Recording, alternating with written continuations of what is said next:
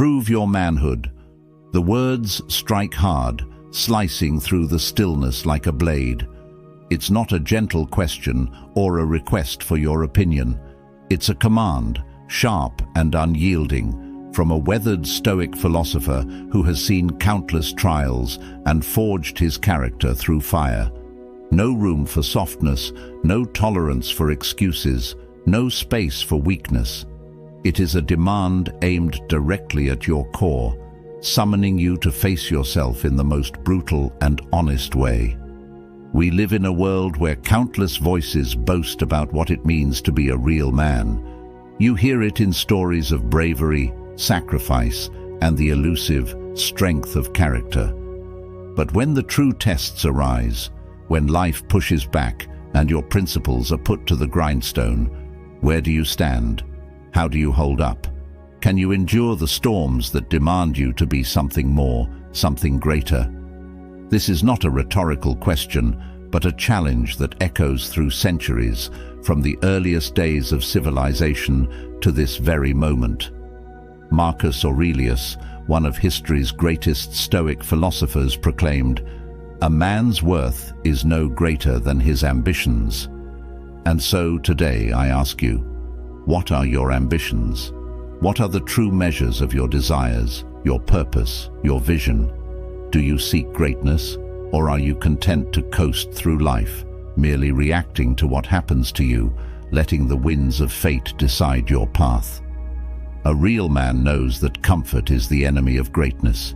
He does not cling to an easy life, nor does he allow himself to be lulled into complacency by the seduction of convenience. Instead, he rises above, embracing the inevitable hardships that come with the pursuit of true strength. This man knows that the path to greatness requires discipline, unflinching, unyielding self-discipline, and an acceptance of responsibility so profound that he refuses to utter a single complaint under its weight. This is not a path for those who seek ease. It is not a call for those afraid to stand apart from the crowd. It is a summons to the rare few who dare to carve their names into history by sheer force of will. Those who choose this path know that greatness is not handed to anyone. It must be earned, fought for, and bled for. So, I ask you again, do you have what it takes to prove your worth? Will you rise above the noise, the distractions, and the temptations of mediocrity to live a life of significance? The time for action is now. Chapter 1. Show some backbone and act like a man. A man's worth is no greater than his ambitions, said Marcus Aurelius. This statement is not just a casual observation. It is a challenge to every man to examine himself, his desires, and his purpose. Too often, we let the world dictate what it means to be a man. We are told that manhood is measured by the cars we drive, the money we earn, or the clothes we wear. But true masculinity has never been about superficial appearances or the validation of others.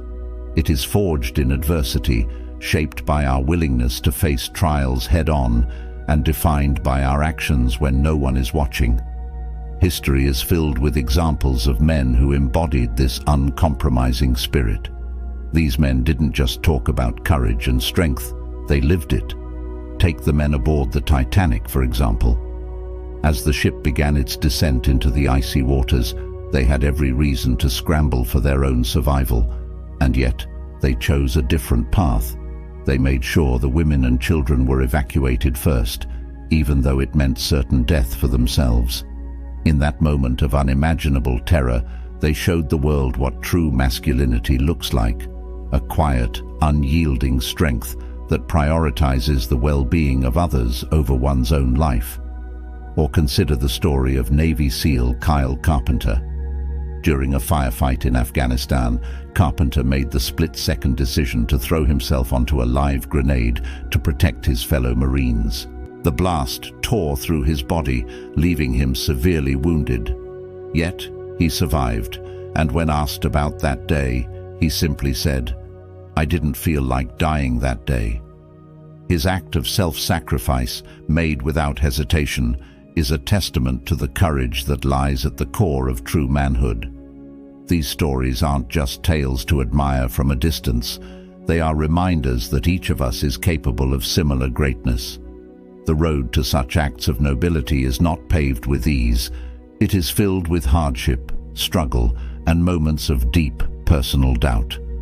But that is precisely what makes it transformative. It forces us to dig deep, to find strength we never knew existed, and to rise above our natural inclinations for comfort. Self-discipline becomes the bedrock of our manhood.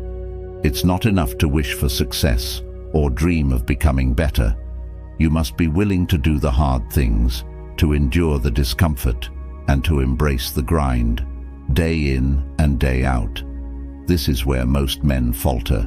They want the glory, but they shrink from the effort required to achieve it. But true masculinity is not measured in intentions, it's measured in actions. It's about waking up every day and choosing the hard path, not because it's easy, but because it's necessary. Look to David Goggins for an example of this relentless spirit. By his own admission, Goggins started as an overweight, undisciplined kid, far removed from the warrior he would later become. He didn't have any special advantages. He didn't come from a privileged background. What set him apart was his refusal to quit. Goggins transformed himself into one of the toughest men on the planet through sheer willpower, relentless discipline, and an unwavering commitment to never allow his circumstances to define him. This is the essence of manhood, the willingness to be reborn through adversity, to let the fires of hardship mold you into something greater, more resilient, and more capable than you ever imagined. It doesn't matter where you started.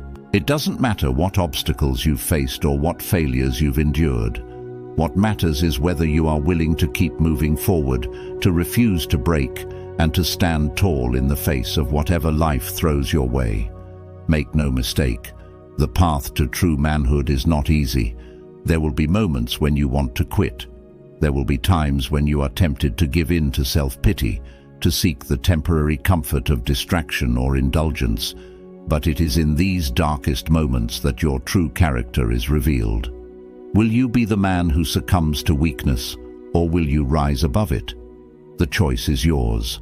Summon your courage, dig deep, and show the world what you're made of. Let your actions, your sacrifices, and your unwavering resolve speak for themselves.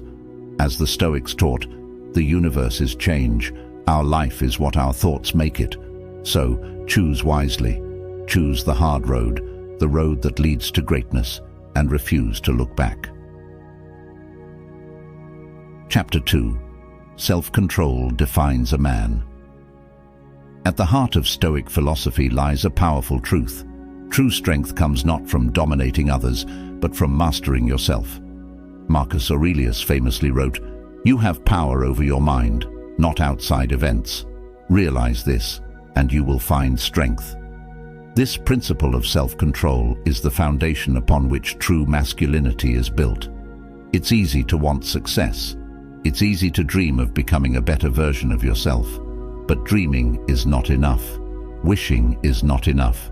You must be willing to do the things you don't feel like doing, over and over again, until they become second nature. You must push past the natural inclinations of your mind and body that seek comfort and ease. The emotionally immature man looks for motivation to do something difficult just once. He gets fired up, maybe even takes that first step.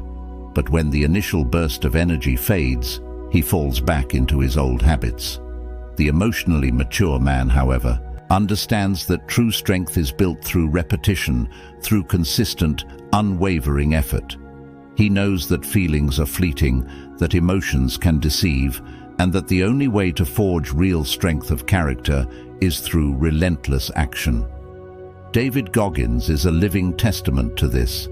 As we've discussed, Goggins didn't start out as some genetically gifted superhuman.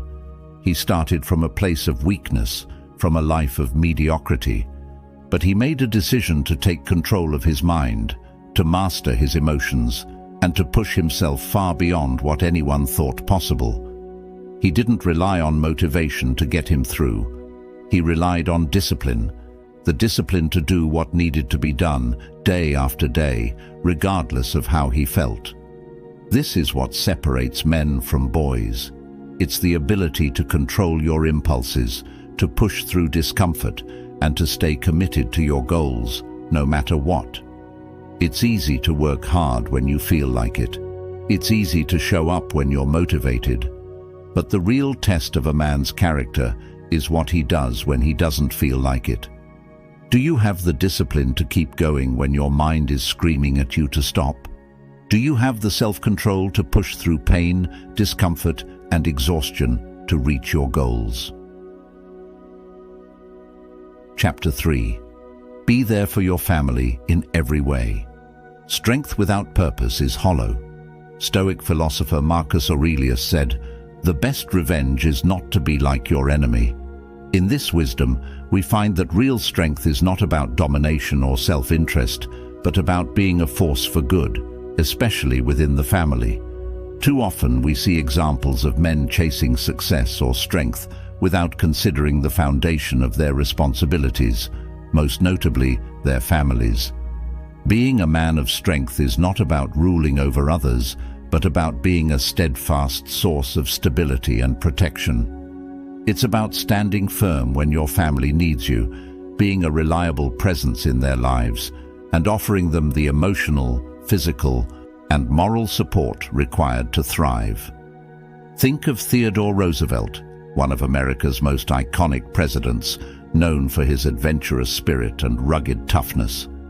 Yet Roosevelt was also a devoted family man. When tragedy struck, losing both his wife and mother on the same day, he was devastated. In his diary, he wrote, "The light has gone out of my life." However, even in his grief, he didn't abandon his responsibilities. He raised his daughter, continued his public service, and eventually remarried, becoming a father to 5 more children. Roosevelt's greatness was not just in his public accomplishments, but in his private commitment to his family, even in the face of profound loss. History is full of men who exemplified this spirit of sacrifice for their families. Take Oskar Schindler, the German industrialist who risked everything during World War II to save more than 1,000 Jewish refugees. He could have easily protected his own wealth, safety, and reputation. Instead, he prioritized the lives of others, showing that true manhood often demands putting others' needs above your own comfort. But being there for your family is not always about grand gestures. More often, it's about the small, everyday actions that demonstrate your love and commitment. It's about being present, engaged, and showing your family that they can always rely on you. When your children look to you, do they see someone who leads by example, who listens to them, who provides both the physical and emotional support they need? Consider the story of Martin Luther King Jr. While he led the civil rights movement, facing constant threats and immense pressure, he never neglected his role as a father. His wife, Coretta Scott King, remembered how he played with their children, read them stories, and involved them in his work. For King, the fight for justice started at home. By being a present and loving father, he nurtured the next generation of leaders. Being a man means understanding that your family is not just an obligation, it is your legacy. Your actions, your sacrifices, and your presence ripple outward, influencing not just your immediate loved ones, but future generations. Your family looks to you as an example, and through your dedication to them, you can create a lasting impact that extends far beyond your own life. In China, there is the story of Zhang Ha, a migrant worker who walked over 40 kilometers daily for months to ensure his children could receive an education. His sacrifice ensured that his children could escape poverty, and his son, inspired by his father's relentless dedication, became a successful engineer, lifting the entire family out of hardship. This is the power of being there for your family. It is not just about financial support. It's about showing up, sacrificing, and setting an example that will inspire those who follow in your footsteps. So I challenge you to examine your own life. Are you truly being the man your family needs you to be? Are you present, not just physically but emotionally, spiritually, and mentally? Are you willing to make the necessary sacrifices to ensure their well-being, even when it comes at the expense of your own comfort? Remember the words of Marcus Aurelius. Waste no more time arguing about what a good man should be. Be one. The time for excuses is over. Your family needs you to step up, to show them what real manhood looks like, not through words, but through actions. Be the rock they can lean on. Be the leader they can follow. And in doing so, you'll not only fulfill your duties as a man, but create a legacy that will echo through the generations. Chapter 4. Show kindness and understanding. As we dive deeper into the true essence of manhood, we must confront a truth that many find challenging to accept. True strength is not found in dominance, aggression, or force. It is found in wisdom, empathy, and compassion. Marcus Aurelius reminds us, waste no more time arguing what a good man should be. Be one. Consider the example of Nelson Mandela. After enduring 27 years in prison under the brutal apartheid regime, Mandela had every reason to seek revenge. Instead, he chose the path of reconciliation, forgiveness, and unity.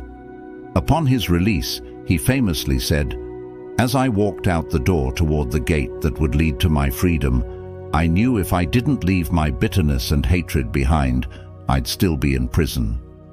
Mandela's strength wasn't in his ability to punish those who wronged him, but in his capacity for forgiveness and his vision for a united South Africa. This is the essence of true manhood, the ability to rise above our baser instincts and choose the path of wisdom and understanding.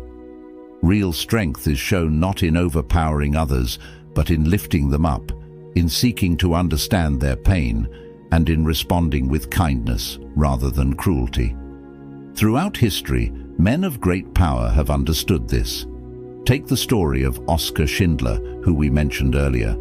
Schindler began as a profiteer, taking advantage of wartime to amass wealth. But as he witnessed the suffering around him, his heart softened. His empathy for the Jewish people led him to risk his own life to save them. In the end, it was his compassion, not his wealth, that defined his legacy. Or consider Hugh Thompson, a helicopter pilot during the My Lai massacre in Vietnam. When Thompson saw US soldiers killing unarmed civilians, he didn't turn away.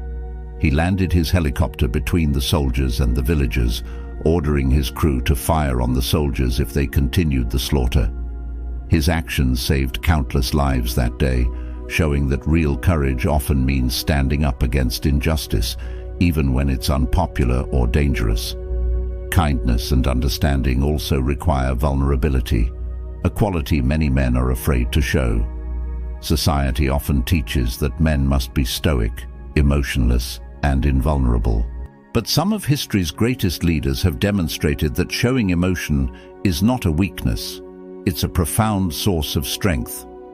Abraham Lincoln, one of America's most revered presidents, was known for his empathy and emotional intelligence. Despite leading the country through its bloodiest war, Lincoln never lost touch with his humanity. He frequently visited field hospitals to comfort wounded soldiers, wrote heartfelt letters to the families of the fallen, and wept openly at the pain and suffering caused by the conflict. His emotional depth wasn't a liability. It was a powerful force that inspired loyalty and respect among those who followed him. So, brothers, I ask you to examine your own life. Are you showing the kindness, empathy, and understanding that true manhood requires? Are you brave enough to be vulnerable, to show compassion, and to stand up for what's right, even when it's hard? As Marcus Aurelius wisely said, the best revenge is not to be like your enemy. In a world that often glorifies aggression, dominance, and selfishness, choose to be different. Choose to be the man who lifts others up, who seeks to understand rather than to judge, and who dares to be kind in the face of cruelty. This doesn't mean being weak or passive. On the contrary, it takes immense strength to choose compassion when hostility is easier, and to seek understanding when ignorance is rampant. But this is the path of true manhood, a path that not only makes you a better man, but also makes the world a better place. Be the man who brings light to dark places. Be the one who offers a hand to the fallen and stands firm against injustice. In doing so, you embody the highest ideals of manhood: strength, tempered by wisdom, and power, guided by compassion. Chapter 5. Make sacrifices when needed. As we near the culmination of our exploration into true manhood, we must confront one of its most challenging aspects: the willingness to make sacrifices.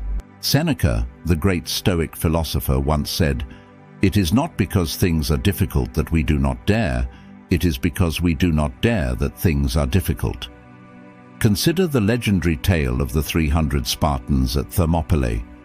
Led by King Leonidas, these men stood against an overwhelming Persian force, knowing full well that they would likely lose their lives. Their sacrifice bought time for the Greek city-states to unite, eventually leading to the repelling of the invasion. This is an extreme example, but it illustrates a fundamental truth about manhood. Sometimes we must be willing to put everything on the line for a cause greater than ourselves. But sacrifice isn't always about grand, heroic gestures. Often it's about the small, daily choices we make. Take Mahatma Gandhi, for instance. His life was a continuous series of sacrifices. He gave up personal comfort, wealth, and even his health to fight for India's independence and social justice. He endured prison, hunger strikes, and endless opposition, all in the name of a higher cause. Similarly, think of the countless fathers throughout history who have made sacrifices for their families. These men worked long hours, gave up their dreams, and went without so that their children could have better lives. They are the unsung heroes who embody the essence of manhood, the willingness to put the needs of others before their own. As Marcus Aurelius said, "The universe is change. Our life is what our thoughts make it."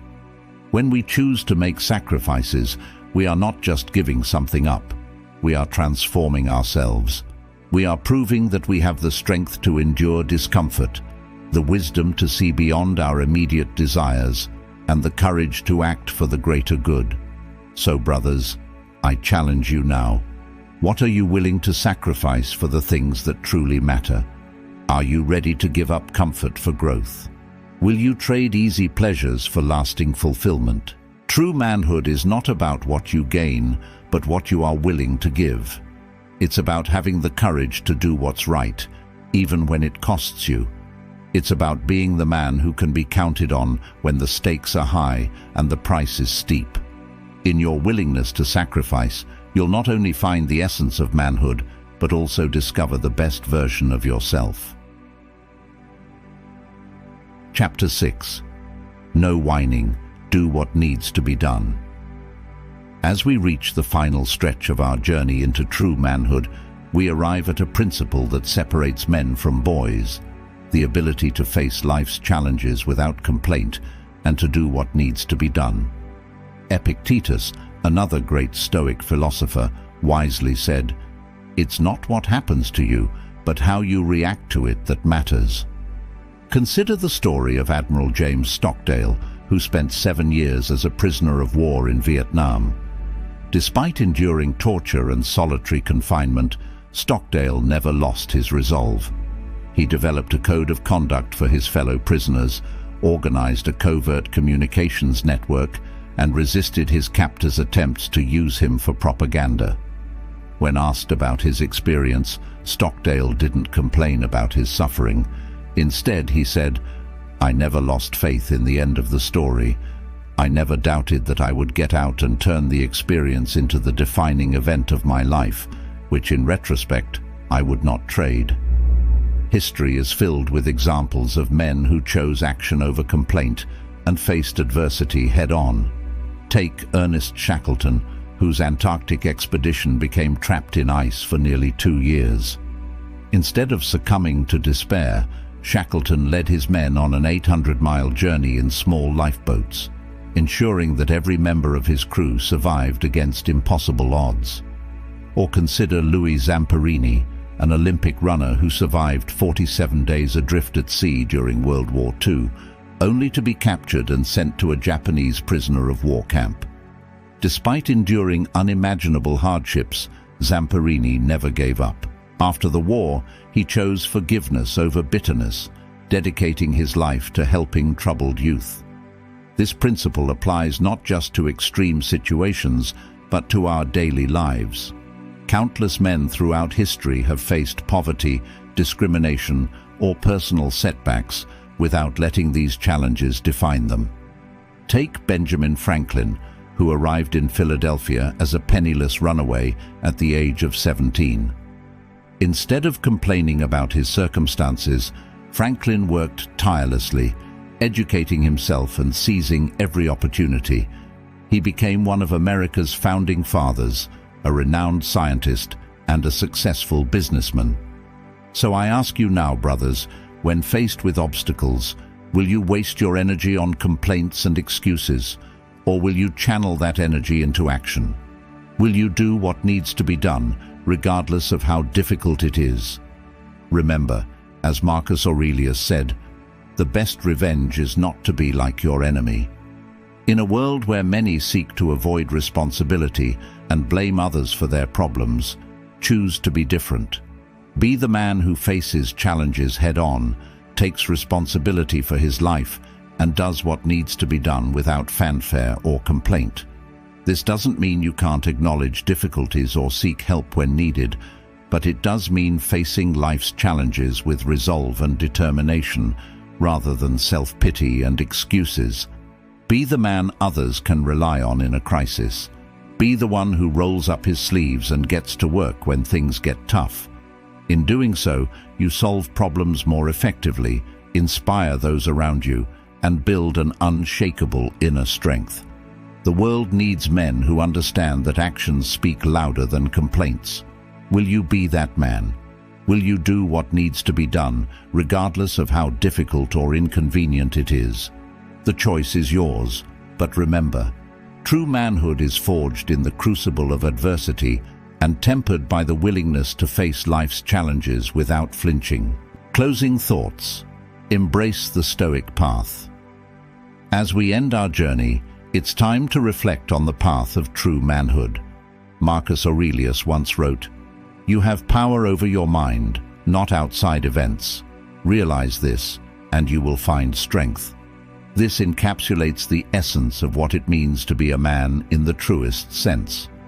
Throughout this discussion, we've explored the core tenets of manhood, showing backbone and acting like a man, exercising self-control, being there for your family, showing kindness and understanding, making sacrifices when needed, doing what needs to be done without complaint. These are not just abstract concepts. They are the pillars upon which great men have built their lives and legacies throughout history. Consider Marcus Aurelius himself.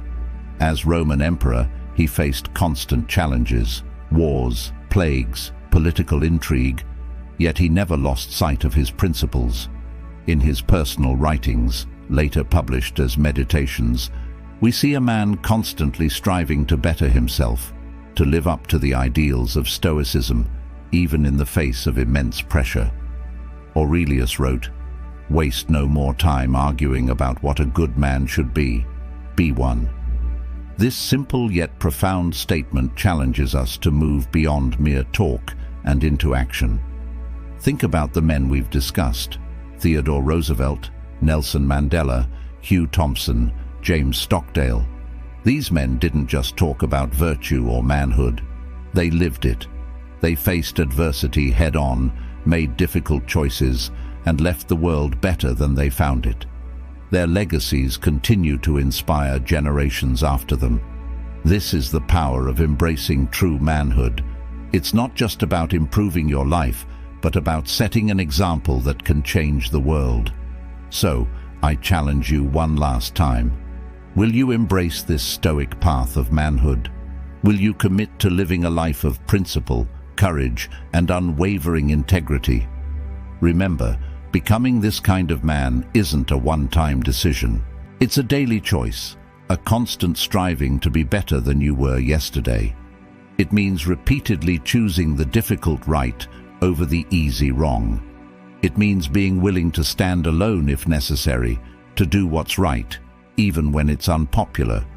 But know this: in making these choices, in embracing this path, you join a brotherhood of men stretching back through history, men who understood that true strength lies not in domination, but in self-mastery. Men who knew that real power comes from living a life of principle and purpose. As we conclude, I want you to imagine the impact you could have if you fully embraced this path. Imagine the example you could set for your children, your community, and the world. Imagine the legacy you could leave behind. The world needs men of principle now more than ever, men who stand firm in the face of adversity, who lift others up, and who do what's right, no matter the cost. Will you be that man? The choice is yours. The path is clear. Now it's time to act. Go forth and be the man you were meant to be. The world is waiting.